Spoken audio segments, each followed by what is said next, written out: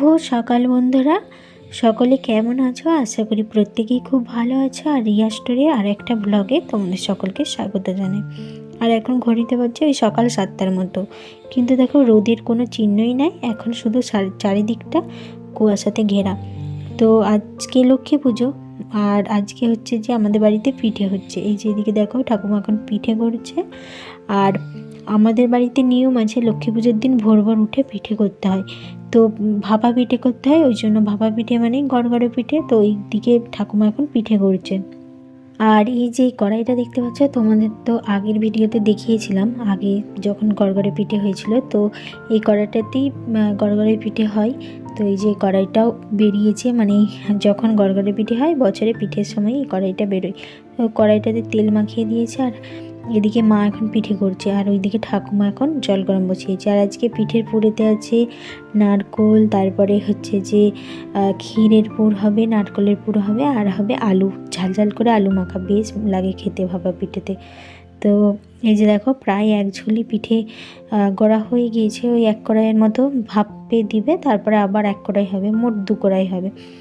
তো আমাদের তোমাদের যেটা বলছিলাম যে আমাদের বাড়িতে মানে নিয়ম আছে লক্ষ্মী পুজোর দিনকে ভোরবেলা মানে সমস্ত বাসি পাট কাজ সেরে মা ঘা গুলে তো পিঠে করা।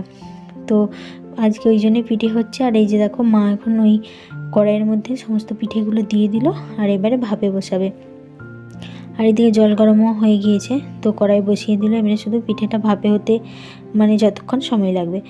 আর আজকে হচ্ছে যে পিঠেটাকে নাকি বলে লক্ষ্মীর এঁথেল।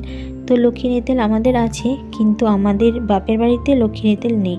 তো এখানে আছে। তো সকাল সকাল উঠে ঘুম থেকে উঠে পিঠে খাওয়া, এটাই হচ্ছে নিয়ম। তো যাই হোক, কথা বলতে বলতে দেখো ভাপে পিঠেও হয়ে গিয়েছে। গরম গরম পিঠে কি মানে একটা আলাদাই গন্ধ। আর এই যে দেখো এখন বাবা দাদুকে পিঠে দিয়ে দেবো। তো ওই জন্য খেজুরের গুড় দিয়ে দিলাম আর পিঠে।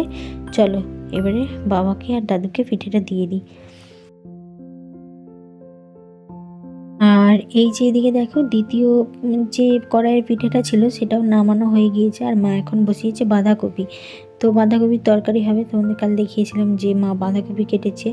আর এই যে মাম্মাম এখন মায়ের কোলে, কি বলো তো ঘরের মধ্যে থাকবেই না। আর এখন ওই সকাল 8:30 পৌনে 9টার মধ্যে বাজছে। এই সময় তো দুয়ারেই থাকে রোদেতে।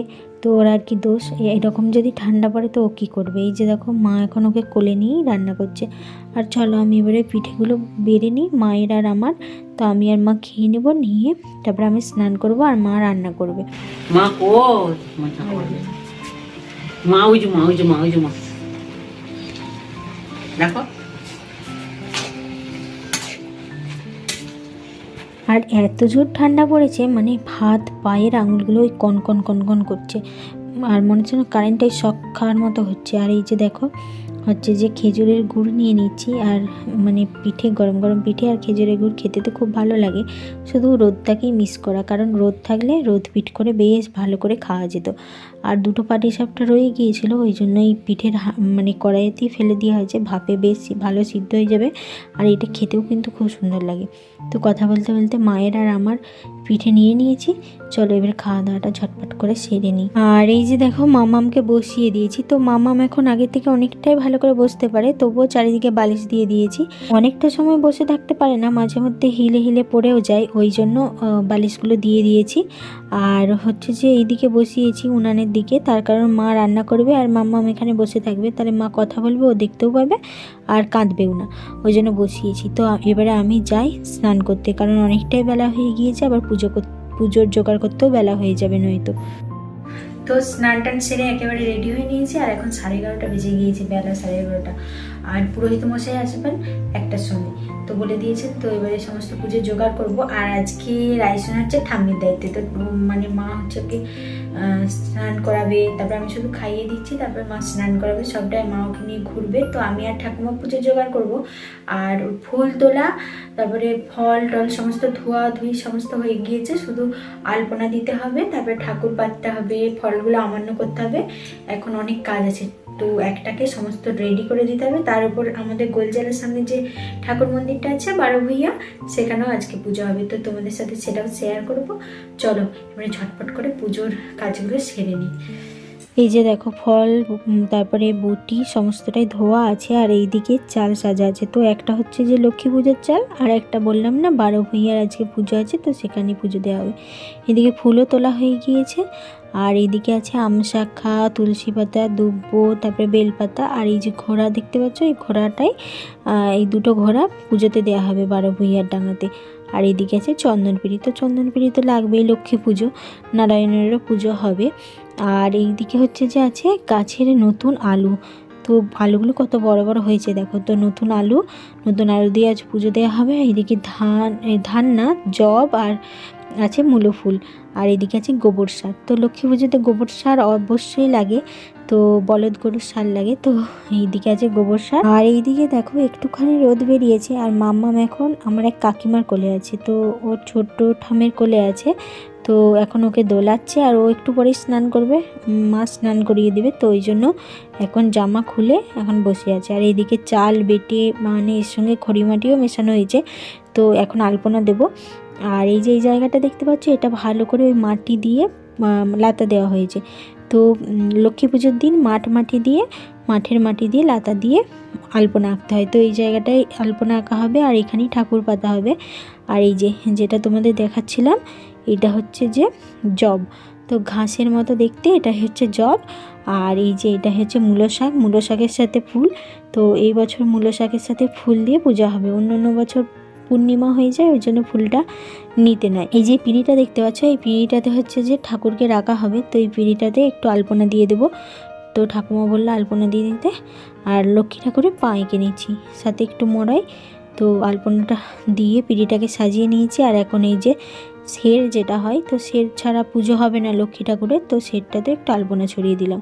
চলো এবারে যেখানে পুজো হবে সেইখানে আলপনা দিয়ে দিই। আর লক্ষ্মী পুজোর এই আলপনাতে মড়াই আঁকতে হবে, তারপরে হচ্ছে যে লাঙল, জোয়াল, গরু, গোয়াল, তারপরে জমি, ধান, কাস্তে, কুলো, চালনি, প্রচুর মানে আঁকতে হবে আলপনাতে। আর তারপরে ঠাকুরের পাখি, তারপরে শেয়াল, এইসব আঁকতে হবে। তো সব কিছু আমি আঁকতে পারি না, তো যতগুলো পারবো আমি আঁকবো। আর পৌষ ঠাকুর আঁকতে হয়, যেখানটাতে পৌষ ঠাকুর রাখা হবে সেখানটাতেও আঁকতে হবে। আর পুরো মানে অনেকটা জায়গা জুড়ে আলপনা হয়, খুব সুন্দর দেখতেও লাগে। তো কথা বলতে বলতে আমার অনেকটা আলপনা দেওয়া হয়ে গিয়েছে, এরপরে বাকি একটুখানি আছে, তো সেইগুলো মা দিয়ে নেবে। আর এই যে দেখো মা স্নান সেরে নিয়ে মা হচ্ছে যে মানে যেগুলো আঁকতে বাকি ছিল সেইগুলো এঁকে নিচ্ছে। আর কি সুন্দর আলপনাটা ফুটেছে দেখো, সাদা থপথপ করছে একেবারে। আর এইদিকে এই যে গোয়াল, তারপরে সবটাই এঁকেছে। মা কি সুন্দর করে মানে আঁকতে পারে, ওই জন্য মাকে বললাম তুমি এঁকে দাও। আর এই যে দেখতে পাচ্ছ কাস্তে আছে, চালনি আছে, কুলো আছে, এগুলো সব আঁকা হয়েছে, জমি, ঘর সব আঁকতে হয়। তো এইদিকে তো আলপনা প্রায় কমপ্লিট। আর চলো এবারে ফলগুলো আমান্য করে নিই। তো বসে পড়েছি ফল আমান্য করতে। আর হচ্ছে যে একটু পরেই বাবা স্নান করছে, একটু পরেই পৌষ ঠাকুরকে আনবে। তো তোমাদের বলেছিলাম যে পৌষ ঠাকুরকে রেখে দেওয়া হয়েছে, তো পৌষ ঠাকুর এই লক্ষ্মী পুজোতে পুজো হবে, তারপর পৌষ ঠাকুরকে চলে দেওয়া হবে। তো পৌষ ঠাকুরকে আনতে যাব। আর এখন ফলগুলো আমান্য করে নিচ্ছে। আর একটু পরেই আবার 12 ভূঁইয়ার ডাঙাতেও পুজো হবে, তো সেখানেও যেতে হবে, তোমাদেরকেও সাথে করে নিয়ে যাব। তো চলো বাবা স্নান হয়ে গেছে, এখন যাই, যে ঠাকুরটা নিয়ে এসে তারপর বাকি ফলগুলো আমান্য করে নেব।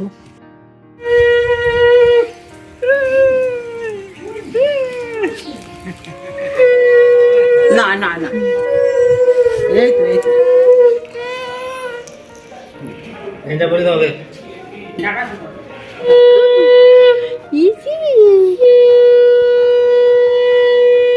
আর এই যে দেখো মড়াইটাতে এখন ধান ঢালা হয়ে গিয়েছে। আর এখন এবারে পৌষ ঠাকুরটাকে ওই মড়াইয়ের ঠিক মাথাটাতে যেখানটাতে পৌষ ঠাকুর রাখা আছে ওখানে রাখা হবে। এই যে বাবা বস্তা থেকে খুলে ঠাকুরটাকে রেখে দিল। আর এই যে এদিকে ঠাকুমাও চলে আসছে ঠাকুরের সাজ নিয়ে। আর এই যে পিঁড়িটা পেতে দিল, এখানে মা লক্ষ্মীর পটটা বসানো হবে, তারপরে ঠাকুরের সাজগুলো সাজানো হবে। তো একে একে ঠাকুমা সমস্ত ঠাকুরের সাজ সাজিয়ে দিচ্ছে। আর চলো এবারে ওই 12 ভূঁইয়ার ঠাকুরের কাছে পুজো করতে চলে আসছে, তো ওখানে যাই, ওখানে পুজোটা দিয়ে আসি। এখানে ঠাকুমা মা ব্যস্ত আছে, তো মা ওই ফলগুলোকে আমান্য করে নিচ্ছে, যেগুলো বাকি ফল আমান্য করতে ছিল সেইগুলো আমান্য করে নিচ্ছে। আর চলো ঠাকুমাও এদিকে ঠাকুর সাজাচ্ছে, তো আমি যাই, গিয়ে পুজোটা দিয়ে আসি। আর মাম্মামও ওই 12 ভূঁইয়া ঠাকুরের পুজো দেখতে গিয়েছে, বাবা ওকে নিয়ে গিয়েছে কোলে করে।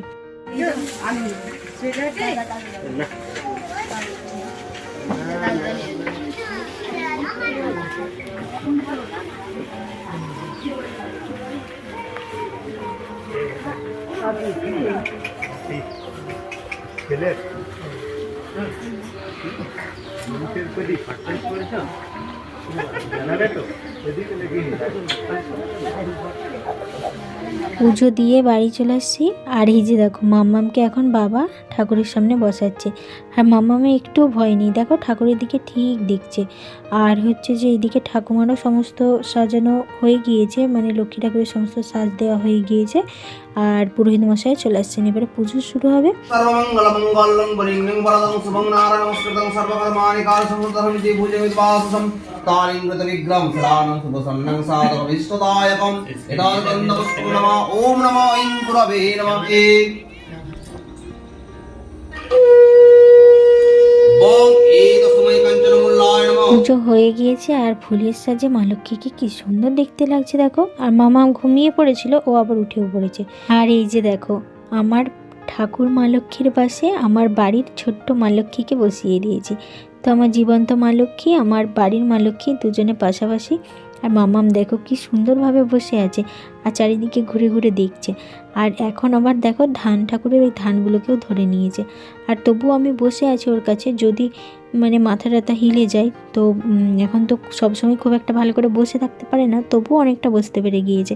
আর আমার মাম্মাম দেখো এখন মা লক্ষ্মীর পাশে। তো আমার মাম্মামও তো আমার ছোট্ট মা লক্ষ্মী, আমার বাড়ির লক্ষ্মী। তো এখন একটু ফটোশ্যুট হচ্ছে, তো মাম্মাম দেখো চারিদিকে ঘুরে ঘুরে এখন দেখছে।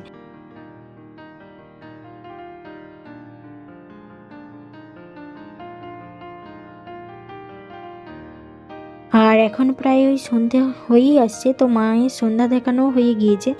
আর ষাঁড় ধরতে হয়, কি বলো তো, ঠাকুরের চারিপাশে ওই ঝাড়া দিতে হয়। মানে ওই ঠাকুর পাখি মানে পেঁচা আর হচ্ছে যে শেয়াল যদি ডাকে, সেই ডাক শুনে ঠাকুরের চারিপাশে 3 বার করে মানে জলে ঝাড়া দিতে হয়, দিয়ে প্রণাম করতে হয়। এটাই নিয়ম। তো মানে বিজোড় সংখ্যা করতে হয়। আমাদের এই একবার হচ্ছে, তুমি 3 বারও করতে পারো, 1 বারও করতে পারো, বা 5 বার করতে পারো, 7 বার করতে পারো, যে যতবার করতে পারে। তো আমাদের মোটামুটি 5 বারের মতো হয়। তো এই যে আবারও বাবা এখন ষাঁড় ধরছে। তো এইটা ওই লাস্ট 5 বার হয়েই গিয়েছে, এবারে ঠাকুরকে তোলা হবে।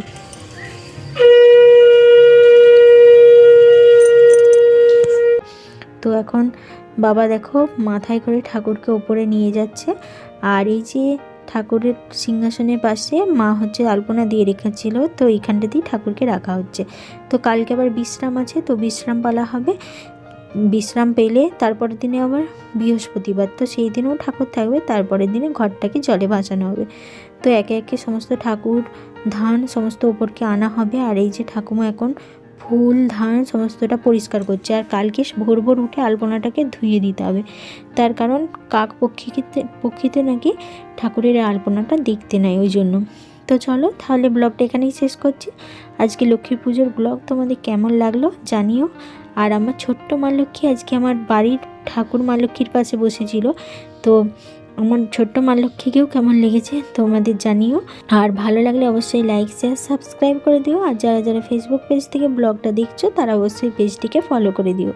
দেখা হচ্ছে পরে আরও একটি ব্লগে। ততক্ষণে সবাই সুস্থ থাকো, ভালো থাকো। আজকের মতো tata, bye bye, good night.